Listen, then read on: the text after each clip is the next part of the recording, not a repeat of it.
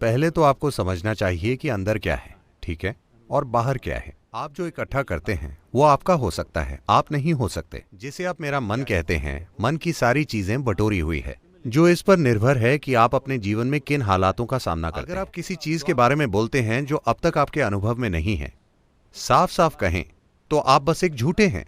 मगर क्योंकि झूठ पवित्र है, झूठ धर्म ग्रंथों में लिखा है। आप कहीं जाएं, पहली चीज लोग कहते हैं सदगुरु सोल क्या है। मैं उनसे पूछता हूं कौन सा सोल, दायां या बायां। हेलो दोस्तों, नमस्कारम। स्वागत है आप सभी का एक और नई वीडियो में। दोस्तों, हर मनुष्य के अंदर, हर इंसान के अंदर 5 इंद्रियां होती हैं।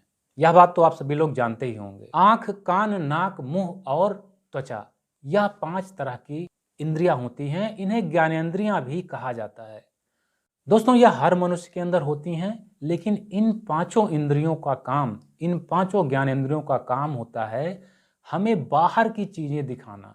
हमारे भौतिक संसार में जो घटनाएं घटित हो रही हैं, जो कुछ भी देखना, सुनना, समझना, पढ़ना, लिखना, व्यापार करना, कोई भी चीज इन पांचों इंद्रियों के द्वारा ही किया जाता है, इन्हीं के द्वारा ही संपन्न होता है।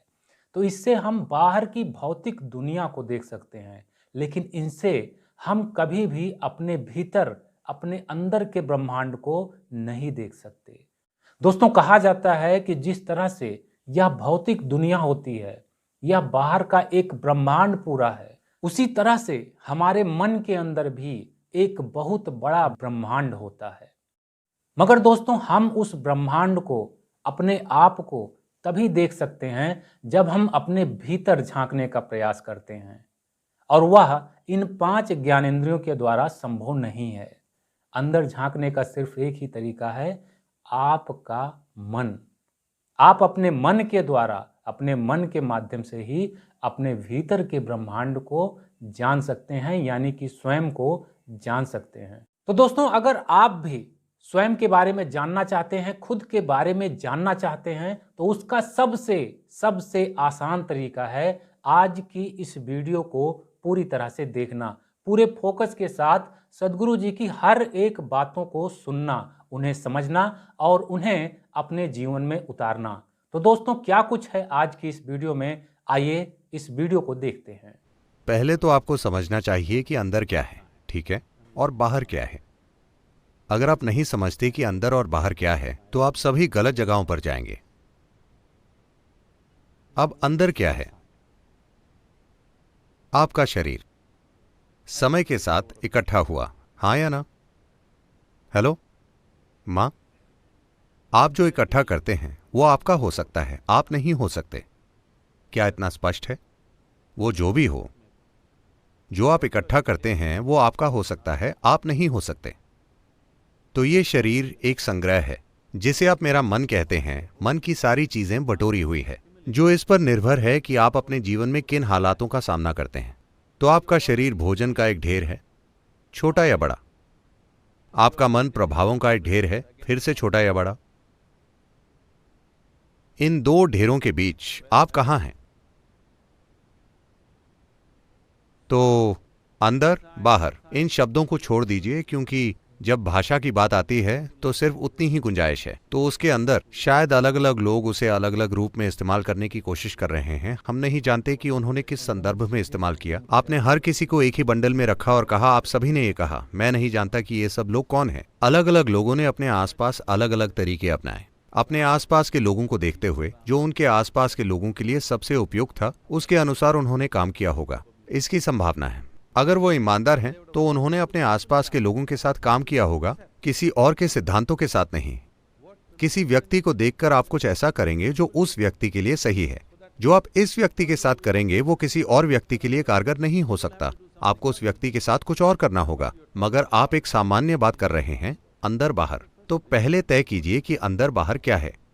अभी सब कुछ बाहर है, दुनिया बाहर है, शरीर भी बाहरी सामान है, मन की सारी चीजें भी बाहरी हैं। तो यह अंदर क्या है जिसकी आप बात कर रहे हैं? फिर आप तुरंत आत्मा, परमात्मा, सोल ये कहेंगे। अब आप विश्वास की बात कर रहे हैं। आप नहीं जानते। आप जानते हैं आपके पास एक शरीर है। हाँ, हेलो, प्लीज अपने पड़ोसियों को चेक कीजिए।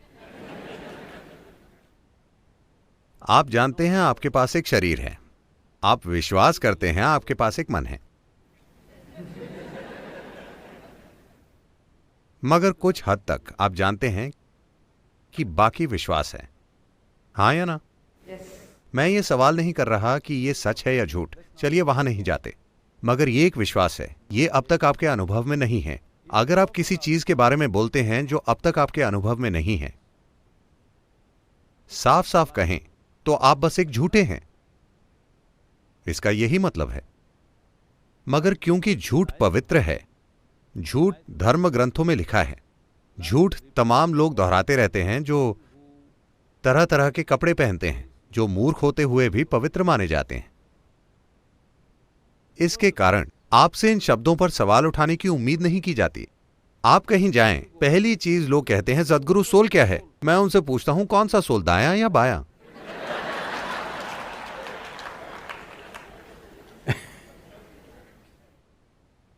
तो चलिए ऐसी चीज की बात ना करें जो आपके अनुभव में नहीं है। अभी आपका शरीर कुछ हद तक आपके अनुभव में है, आपका मन कुछ हद तक आपके अनुभव में है, बाकी आप नहीं जानते। मगर हम अंदाजा लगा सकते हैं, अगर मुझे इतना शरीर इकट्ठा करना है, अगर मुझे इतना मन इकट्ठा करना है, तो कुछ अधिक मूलभूत जरूर वहां होगा। हां, कोई अधिक मूलभूत चीज वहां होगी, हम नहीं जानते कि वो क्या है। अभी के लिए हम उसे आप कहेंगे। आप अपने अंदर कैसे जाएंगे? मैं पूछ रहा हूं। आप इस हॉल में आ सकते हैं, आप इस हॉल से बाहर जा सकते हैं, आप अपने अंदर कैसे जाएंगे? मैं पूछ रहा हूं। यह कहना कि इसे छोड़ देते हैं, यह तरीका नहीं है।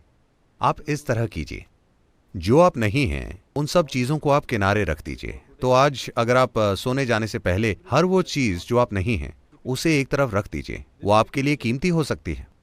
आप उसके बारे में सोचिए। आपका घर, क्या वो आप हैं? ओह, मेरा घर, ठीक है, उसे लेकर आप बहुत भावुक हैं, मगर ठीक है, उसे एक तरफ रख दीजिए।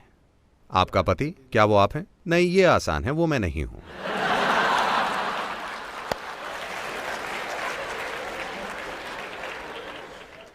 मेरे बच्चे, क्या वो मैं हूं? ओ, थोड़ी मुश्किल है, मगर नहीं, वो मैं नहीं हूं। वो आपको बताना शुरू कर रहे हैं। अगर वो 12 साल के हो गए हैं तो उन्होंने बता दिया होगा। तो जो कपड़े आप पहनते हैं, क्या वो आप हैं? नहीं। जो शरीर आप पहनते हैं, क्या वो आप हैं? नहीं। ये सब विचार और भावनाएं, क्या ये आप हैं? नहीं। सब कुछ जो आप नहीं हैं उसे एक ढेर में रखिए। भौतिक रूप से नहीं, दिमागी रूप से ये कीजिए। सब कुछ किनारे रख दीजिए। देखते हैं, हर दिन आप इसका अभ्यास कीजिए। एक दिन जब आप सफलता से हर चीज को एक ओर रख देंगे, जो आप नहीं हैं, जो आप हैं वो वहां होगा।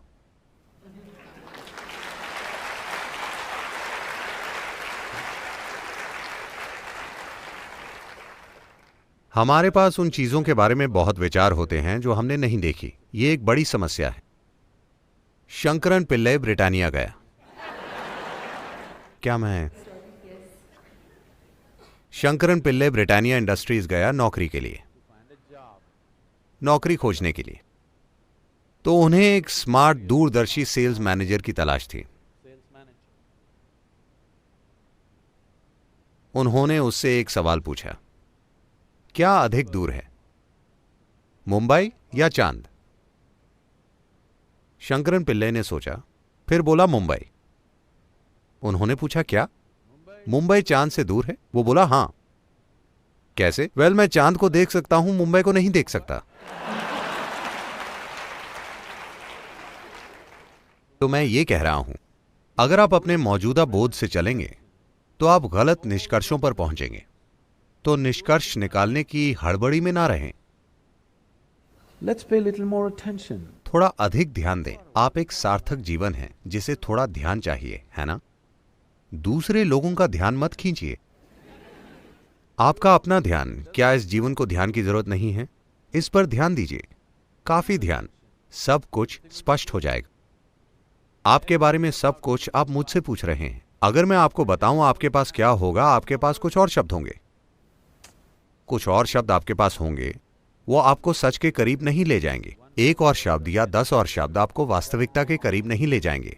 बस आपके पास किसी और को कहने के लिए ज्यादा शब्द होंगे। इस तरह की अफवाह दुनिया में फैल रही है।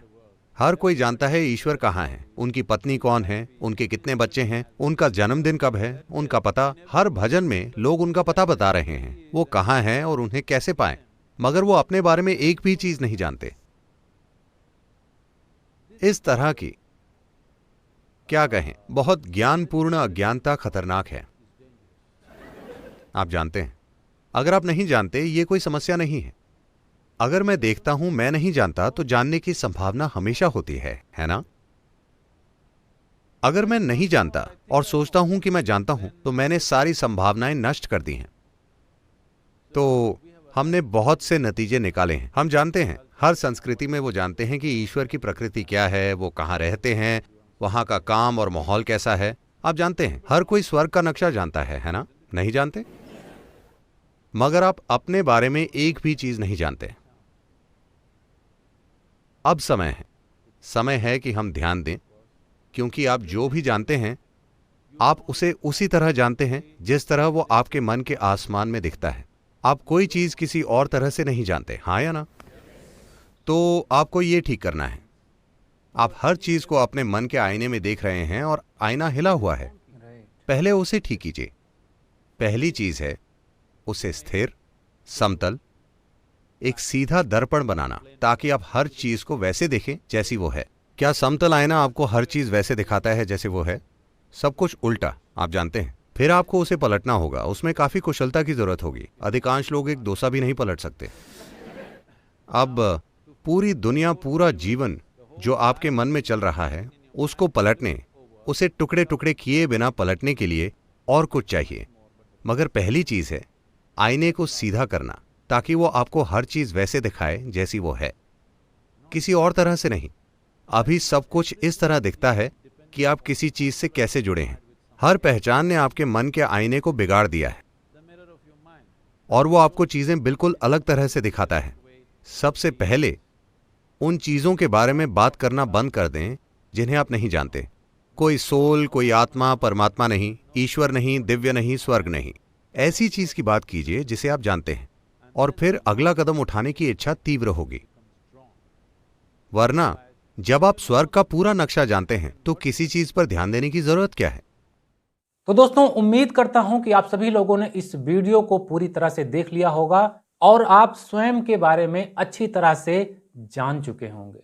आप इस बात को समझ चुके होंगे कि इस भौतिक संसार में जितनी भी चीजें हैं वह मेरी नहीं है। यहां तक कि हमारा बॉडी और हमारा माइंड भी हमारा नहीं होता है। दोस्तों, इस तरह का ज्ञान जब आपके भीतर उतरता है तब धीरे धीरे आप स्पिरिचुअलिटी की तरफ बढ़ने लगते हैं और आपकी सभी दुख, सभी तकलीफें, सभी चिंताएं धीरे धीरे करके समाप्त होने लगती हैं। सो दोस्तों, आपको आज का यह वीडियो कैसा लगा हमें कमेंट करके जरूर बताइएगा और हमारे इस वीडियो को लाइक व शेयर भी कर दीजिएगा, ताकि दूसरे लोगों को भी सदगुरु की इन बातों का फायदा मिल सके। सो दोस्तों, हंसते रहिए, मुस्कुराते रहिए, हर दिन कुछ अच्छा सीखते और सिखाते भी रहिए। नमस्कार।